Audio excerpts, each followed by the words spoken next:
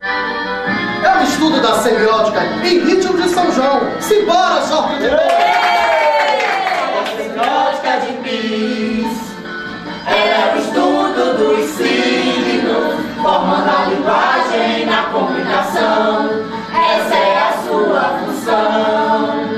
Olha a semiótica de Pis, é o estudo dos signos, formando a linguagem na comunicação.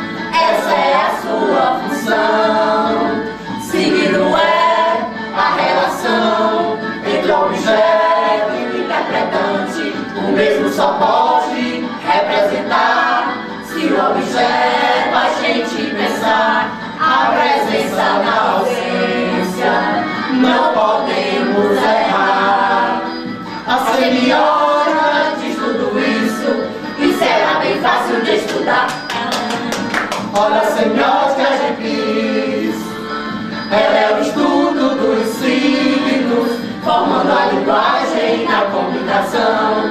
Essa é a sua função. Olha a semiótica de Pis, ela é o estudo dos signos, formando a linguagem na comunicação.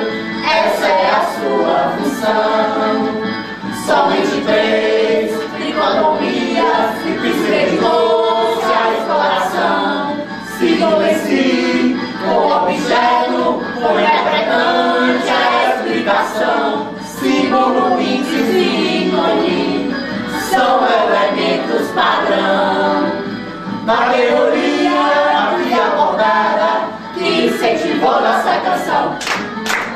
Olha a semiótica de Pis, ela é o estudo dos signos, formando a linguagem na comunicação. Essa é a sua função.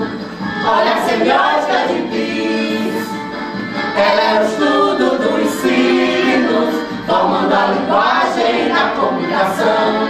Essa é a sua função.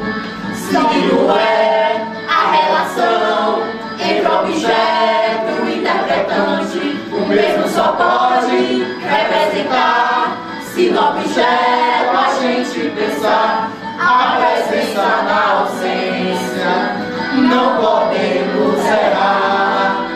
A semiótica diz tudo isso e será bem fácil de estudar.